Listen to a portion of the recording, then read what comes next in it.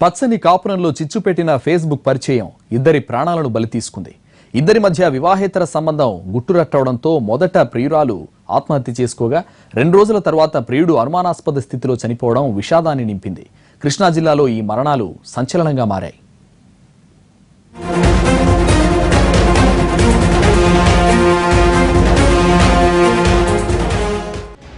Facebook పరిచయం మరో విషాదానికి కారణమైంది. ఫేస్బుక్ పరిచయంతో వివాహేతర సంబంధం పెట్టుకున్న ఇద్దరు చనిపోయారు. వివాహేతర సంబంధం బయటపడి పరువు పోవడంతో ప్రియురాలు ఆత్మహత్య చేసుకుంటే ప్రియుడు అనుమానాస్పద స్థితిలో చనిపోయాడు. కృష్ణా జిల్లా జగ్గయ్యపేట మండలం తొర్రగుంటపాలెంకు చెందిన అశ్వత్థామతో వరలక్ష్మికి 7 ఏళ్ల క్రితం పెళ్లయింది. Ashwatthama lorry driver. విధుల్లో భాగంగా ఎక్కువగా వేరే ప్రాంతాలకు వెళుతుంటాడు. అతని భార్య వరలక్ష్మికి అదే గ్రామానికి చెందిన వెంకటేష్ తో ఫేస్బుక్ లో పరిచయమైంది. ఇద్దరూ తరచూ మాట్లాడుకునేవారు. ఆ స్నేహం కాస్త వివాహేతర సంబంధానికి దారితీసింది. ఈ వ్యవహారం బయటపడడంతో భర్త గతంలో మందలించాడు. అయినా వరలక్ష్మి తీరులో మార్పు రాలేదు. ఈ నెల 16న అర్ధరాత్రి వెంకటేష్ తో కలిసి బైక్ పై వరలక్ష్మి వెళుతుండగా గ్రామస్తులు చూశారు. అశ్వత్థామ తల్లిదండ్రులకు చెప్పారు. దీంతో వివాహేతర సంబంధం వ్యవహారం బయటపడింది. పరువు పోయిందనుకున్న వరలక్ష్మి ఒంటిపై కిరోసిన్ పోసుకుని నిప్పంటించుకుని ఆత్మహత్య చేసుకుంది.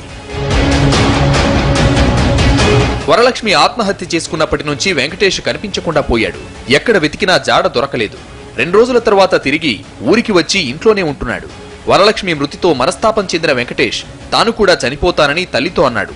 భయపడ్డ తల్లి వెంకటేష్ ను సముదాయించింది. తన కొడుక్కు ఎలాంటి కష్టం రాకూడదని పుణ్యక్షేత్రాల్లో పూజలు చేయించడానికి వెళ్ళింది. ఇంట్లో ఎవరూ లేని సమయంలో వెంకటేష్ చనిపోయాడు. వెంకటేష్ మృతదేహం ఫ్యాన్ కు వేలాడుతూ కనిపించింది. పోలీసులు అనుమానాస్పద మృతిగా కేసు నమోదు చేసి దర్యాప్తు చేస్తున్నారు. ఫేస్బుక్ పరిచయంతో ఏర్పడ్డ వివాహేతర సంబంధం ఇద్దరి మరణానికి కారణమైంది. ఫేస్బుక్ స్నేహాలు ఎలాంటి దారుణాలకు దారితీస్తాయో చెప్పేందుకు మరో ఉదాహరణ ఇది. ఇప్పటికే ఫేస్బుక్ పరిచయాలు ఎన్నో కాపురాలను కూల్చేశాయి.